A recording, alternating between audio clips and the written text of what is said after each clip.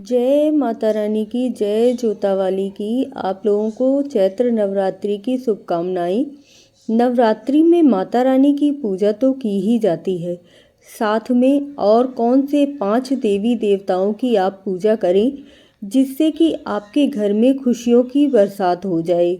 माता रानी तो कृपा करेंगी ही, और साथ में जो 5 देवी देवता हैं उनकी भी अगर आप पूजा करेंगे तो आपके कार्यों में कभी कोई रुकावट नहीं आएगी।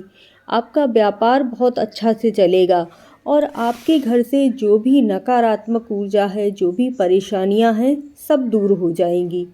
चैनल को सब्सक्राइब ज़रूर कर लीजिएगा, बेल आइकन ज़रूर दबाइएगा, और यदि पहली बार मुझसे जुड़े हैं तो कमेंट करके अपना नाम ज़रूर बताइएगा। जब भी नवरात्रे शुरू होते हैं तो माता रानी अपने भक्तों पर अपना प्यार लुटाती हैं।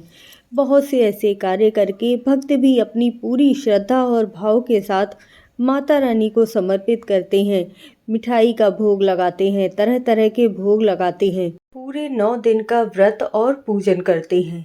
लेकिन यकीन मानिए, यदि आप साथ में इन 5 देवी देवताओं की भी पूजा कर लेंगे तो आपको वो प्राप्त हो जाएगा जो आज तक आपको कभी नहीं मिला होगा।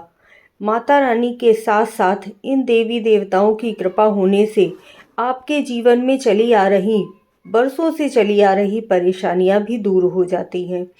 वीडियो पूरी देखिएगा, वीडियो तभी समझ में आएगी क्योंकि अंत में जो देवी देवता का नाम है और पूजा किस प्रकार करनी है वह लगभग काफ़ी लोग भूल ही चुके हैं। इसीलिए पूजा पूर्ण नहीं हो पाती है और घर में कलह रहती है। अगर आप किसी भी कारण से व्रत नहीं रह पा रहे हैं तब भी आपको सुबह शाम माता रानी की पूजा अर्चना करनी चाहिए। उन्हें पंचामृत अभिषेक करवाना चाहिए और धूप दीप दुर्गा सप्तशती के पाठ के साथ धूप दीप जलाते हुए उनकी आरती और दुर्गा चालीसा का पाठ तो अवश्य ही करना चाहिए। तो समझ गए होंगे कि सबसे पहले तो आपको माता रानी की पूजा अर्चना करनी है। नवरात्रि में माता रानी की पूजा करने से आपके घर में सुख, समृद्धि, ऐश्वर्य, वैभव सब कुछ आ जाता है। दूसरा, आपको किसकी पूजा करनी है? कलश के ऊपर जो नारियल रखा होता है ना, आपको उसकी पूजा करनी है, विधिवत पूजा करनी है, क्योंकि जो नारियल रखा है वह आपके घर से नकारात्मक ऊर्जा को बिल्कुल दूर कर देता है। आपने कभी कभी देखा होगा कि जब भी आप पूजा करने बैठते हैं तो आपके घर में लड़ाई झगड़े होने लगते हैं, बच्चे कलह करने लगेंगे, झगड़ने लगेंगे, जिससे कि आपका मन पूरी तरह से पूजा में नहीं लग पाता है। तो इसीलिए नवरात्रि में यह कलश रखा जाता है, जिससे कि ये कलश पर रखा हुआ नारियल आपके घर से नकारात्मक ऊर्जा को बिल्कुल समाप्त कर देता है।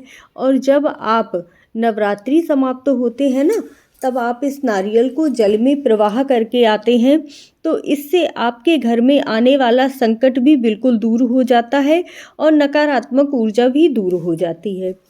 दूसरा, आप किसका पूजन करते हैं?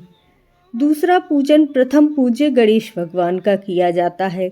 गणेश भगवान की पूजा के बिना तो कोई भी पूजा पूर्ण होती ही नहीं है। इसीलिए इस दिन सबसे पहले गणेश भगवान की पूजा अर्चना कीजिए।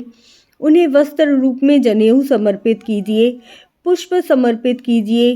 गणेश भगवान को दूर्वा बहुत प्रिय है, इसीलिए दूर्वा समर्पित करना और मोदक समर्पित करने से वह प्रसन्न होते हैं।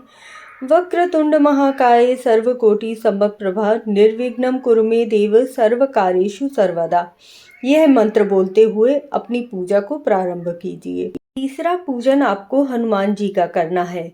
जो माता रानी की ध्वजा होती है उसमें हनुमान जी विराजमान होते हैं। जो माता रानी का रथ है उसके ऊपर हनुमान जी बैठे होते हैं।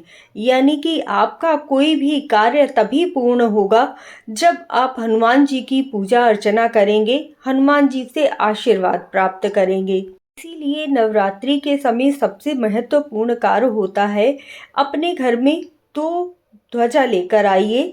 एक ध्वजा आपको किसी भी मंदिर में जाकर समर्पित करनी है और दूसरी ध्वजा अपने घर में लगाइएगा। इससे हनुमान जी की आपके ऊपर विशेष कृपा होती है। यह उपाय आप करके देखिएगा। आपके घर में जब तक ये ध्वजा लगी रहेगी तब तक कोई परेशानी, कोई भी संकट आपके घर में नहीं आएगा। ये छोटा सा उपाय आप करके देखिएगा। अगर आपके जीवन में बदलाव आता है तो मुझे कमेंट करके ज़रूर बताइएगा। अगली पूजा आपको अपने भोले बाबा की करनी है।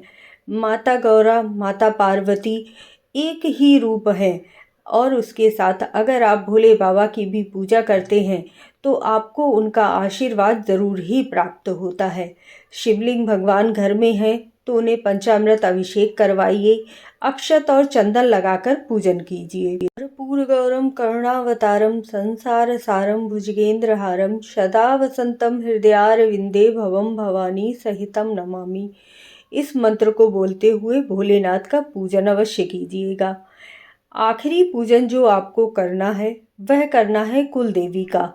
माता रानी का पूजन तब तक पूर्ण नहीं होता है जब तक कि आप अपनी कुल देवी का पूजन नहीं करते हैं।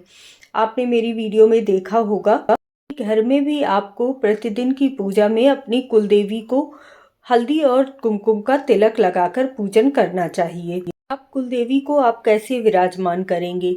1 रुपए का सिक्का ले लीजिए, एक सुपारी ले लीजिए, उस पर कलावा बांध लीजिए। इतना कलावा लपेटना है कि सुपारी पूरी तरह से ढक जाए। अब अपनी कुल देवी का आवाहन करना है कि माता रानी आप मेरे घर में आइए, मेरी ग्राम देवी आप मेरे घर में आइए और मेरी इन नवरात्रि की पूजा को पूर्ण कीजिए। इस तरह आह्वान करते हुए आपको अपनी जो कुल देवी हैं उन्हें बुलाना है। हल्दी कुमकुम जब आप माता रानी को लगाएंगे तो उसी तरह से अपनी कुल देवी का भी पूरे 9 दिन पूजन अर्चन कीजिएगा और फिर उसके बाद अपने मंदिर में ही विराजमान कर दीजिएगा। इस तरह से आपको 5 देवी देवताओं की पूजा करनी होती है। प्रथम पूज्य गणेश भगवान, दूसरी माता रानी, तीसरे बजरंगबली महाराज, चौथे आपने जो कलश विराजमान किया है वह कलश की पूजा और नारियल की पूजा जिसमें 33 करोड़ देवी देवताओं का वास होता है। उसके बाद भोलेनाथ की पूजा और छठे पर अपनी कुल देवी या कुल देवता जो भी हैं उनकी पूजा।